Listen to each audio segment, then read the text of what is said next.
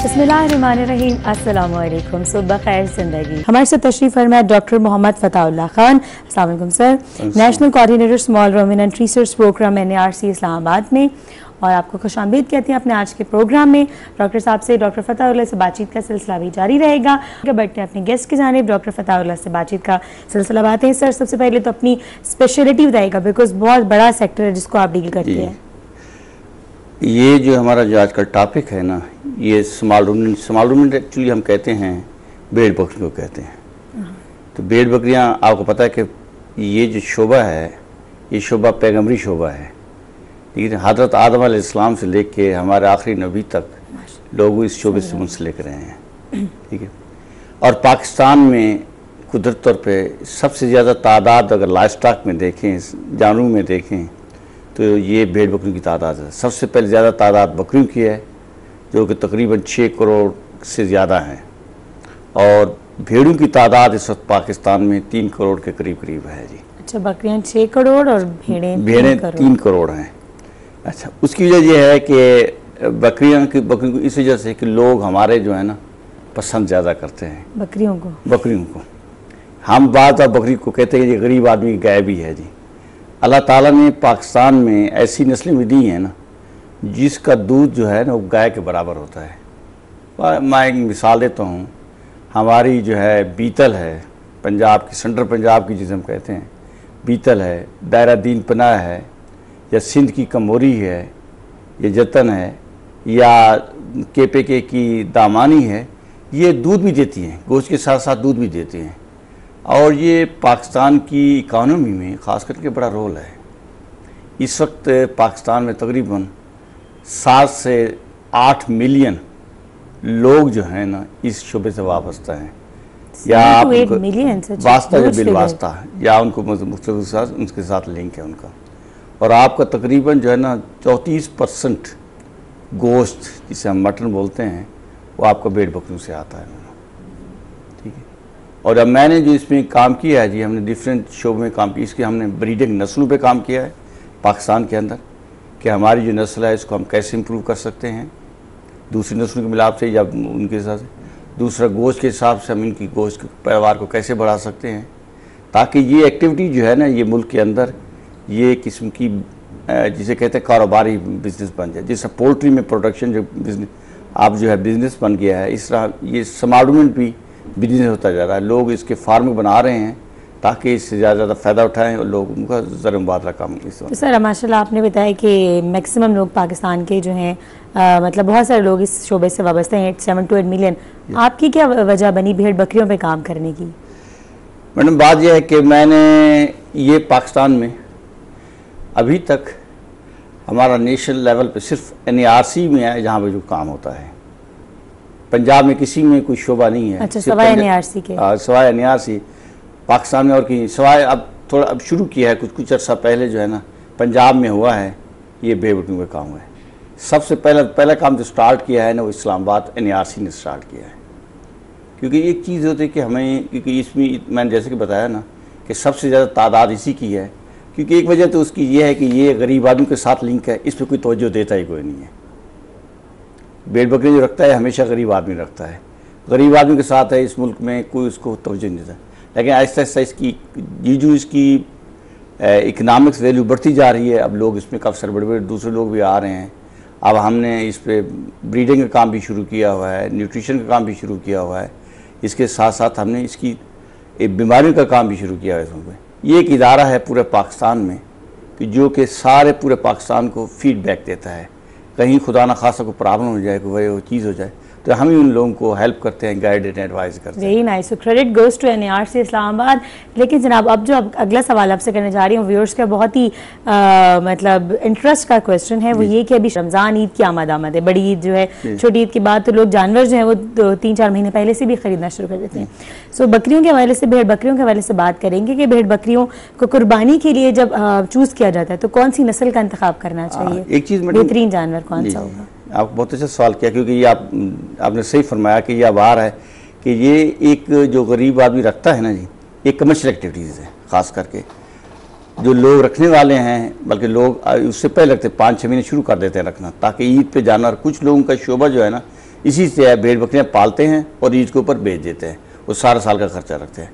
इसमें जो अहम सबसे पहली चीज़ है, हमें वो नस्ल की, एक तो नंबर 1 हम ईद पे जानवर वो लेते हैं जो कि खूबसूरत शक्ल नजर आता हो, जो शक्ल खूबसूरत हो। डेफिनेटली एक खूबसूरती भी पे करती है, बच्चे साथ जाते हैं खूबसूरती भी उसकी पे करती है ना। उसके बाद दूसरा हम रखते हैं सेलेक्ट, वो जो फार्मर है वो सिलेक्ट करता है जो कि ज़्यादा से ज़्यादा बड़े 3-4 महीने में जानवर को लेके उसमें बढ़ाना भी है। उसका जितना जानवर बड़ा होगा उसकी उतनी उसको प्राइस बड़ी हो ज़्यादा होगी।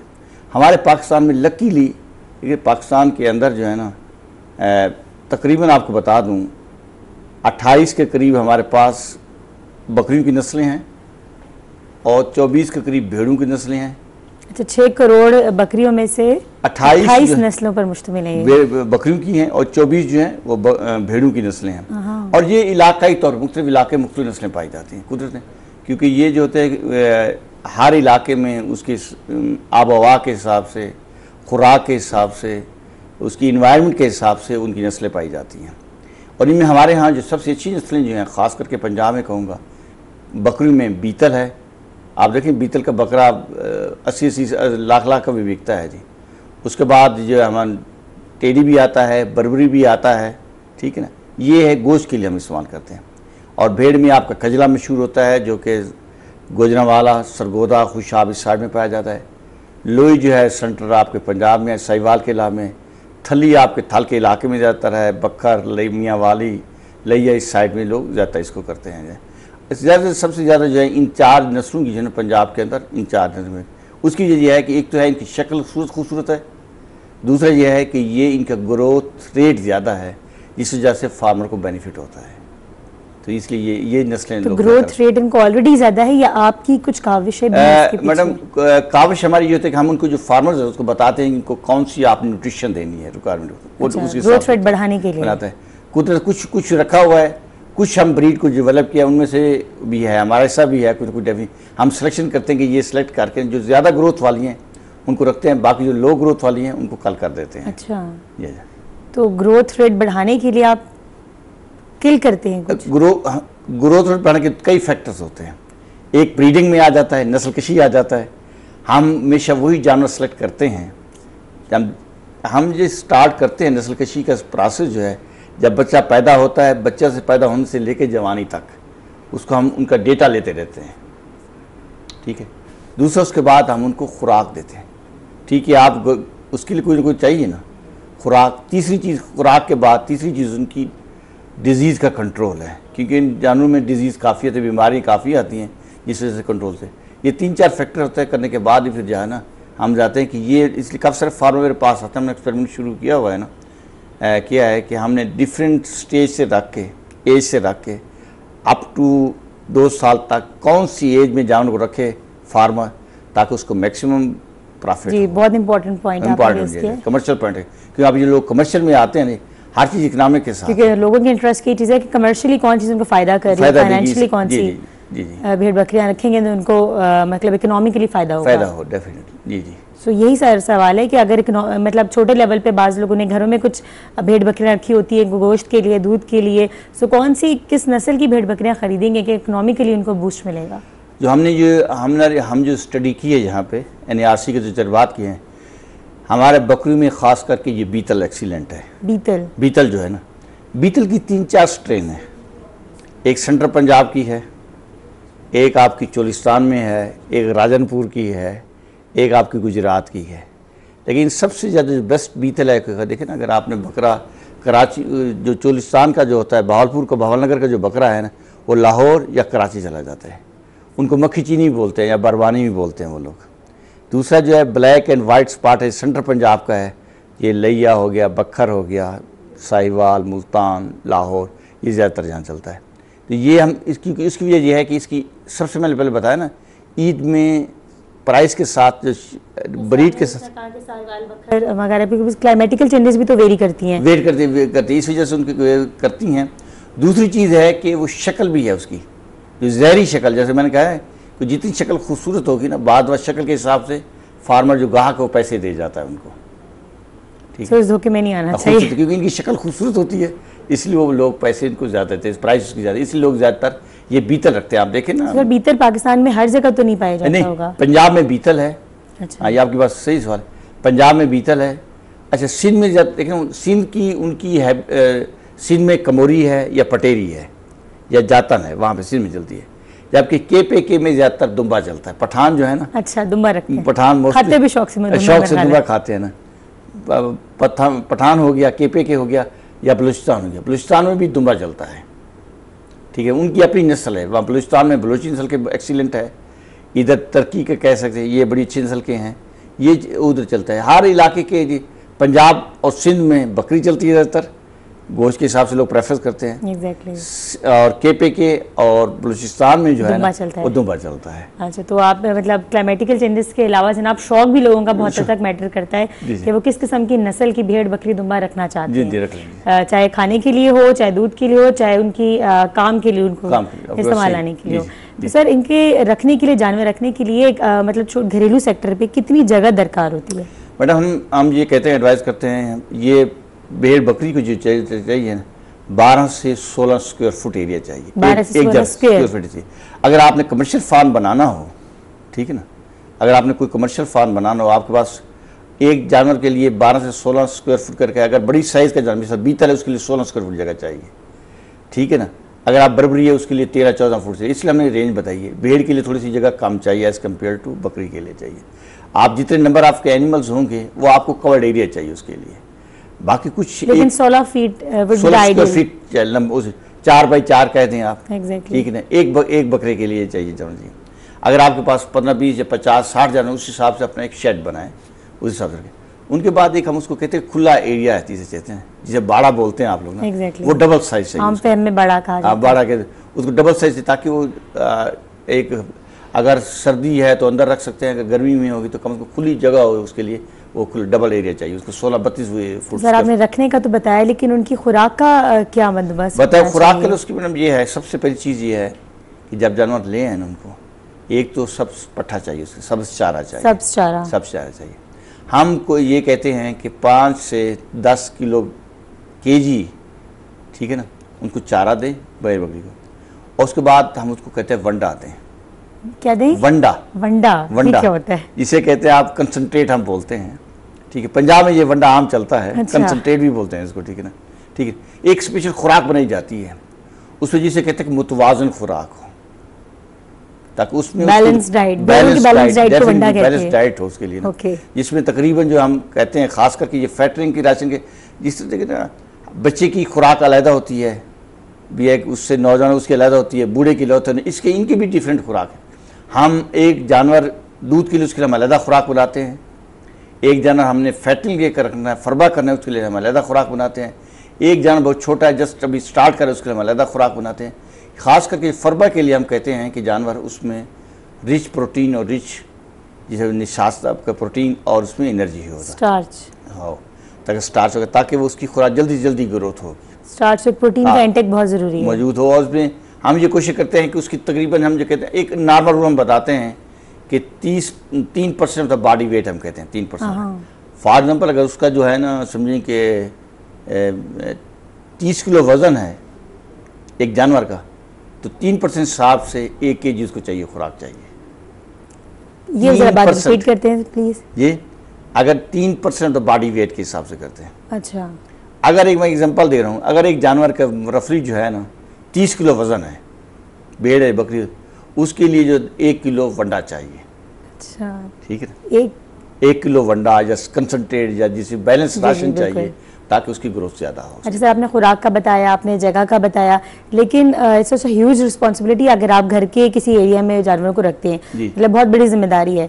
सो कुछ बीमारियों के लाक होने का भी खतरा है, तो कौन सी बीमारियां रूटीन में लग जाया करती हैं? डेफिनेटली बहुत अच्छा, आपने अच्छा सवाल किया। कमर्शियल फार्मिंग इस वक्त जो सबसे मेजर चीज़ है, मैं हमेशा फार्मर को कहता हूँ ना, किसान भाई को कहता हूँ ना, अगर आपने ये गलाबानी करनी है ना, क्या करनी है? गलाबानी। भेड़ बकरी रखना गलाबानी हो गई, गलाई जिसे हम कहते हैं, उसमें उर्दू में बोल रहे हैं कि आप, ठीक, गलाबानी है ना, इसको रिवर रखना है अगर आपने। सबसे बेहतर चीज़ मैं हमेशा ये कहता हूँ कि इलाज परहेज से बेहतर है, ठीक है ना। कल भी हमारे प्रोग्राम में बात हो रही थी, उसमें सबसे मेजर चीज़ है, ये मखसूस बीमारियाँ हैं, और बीमारी जो है मखसूस सीज़न में या उस मौसमी हालात में होती हैं। 3-4 बीमारियाँ, मैं कहता हूँ अगर इन 3-4 बीमारियों की आप वैक्सीन कर लें तो आप सुकून से रहेंगे। 90% 95% श्योरिटी होती है कि आपको कोई बीमारी नहीं आएगी उसमें। मिसाल तो श्योरिटी कैसे होती है? श्योरिटी क्योंकि देखें, जिस तरह ये वैक्सीन की, आप बच्चों में वैक्सीन की चलती है ना, पोलियो की वैक्सीन की, इसलिए वैक्सीन करते हैं कि ताकि वो बीमारी ना आए बच्चे के अंदर। जब एक उस कुदरत अगर जब वैक्सीन कर देंगे तक हम कवर हो जाते हैं। और ये कुदरती आपको पाकिस्तान में सबसे सस्ती जो चीज़ है वो वैक्सीन है। एक वैक्सीन का खर्चा क्या है अगर आप देखें, हार्डली किसी वैक्सीन का खर्चा ना 1 रुपये से लेकर 2 रुपये तक है, सस्ती है पाकिस्तान। और जो गवर्नमेंट तमाम की तमाम जो गवर्नमेंट बना रही है, मतलब हर सूबे में, बलूचिस्तान में बनाती है, BRA उनके भी अंदर है, पंजाब में भी है, सिंध में भी है, KPK में भी है, और अवेलेबल है, फार्मर को अवेलेबल है। और उनका एक बाकायदा एक स्केड्यूल दिया हुआ है कि इस सीज़न में ये बीमारी थे, सीज़न की बीमारी शुरू होने से पहले ही 15-20 दिन पहले लगा दी जाती है उसको। और इसमें ख़ास करके 3-4 बीमारियाँ बड़ी इंपॉर्टेंट हैं मैडम।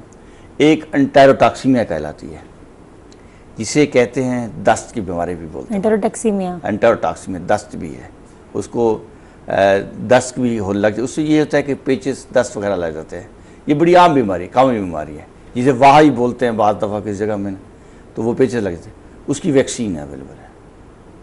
वैक्सीन साल में 2-3 दफ़ा वैक्सीन लग जाए तो ये पूरी एक मुल्क के अंदर जो इस कुछ अर्सा से एक मुल्क के अंदर एक नई बीमारी आई है, PPR बोलते हैं, काता बोलते हैं, PPR काता।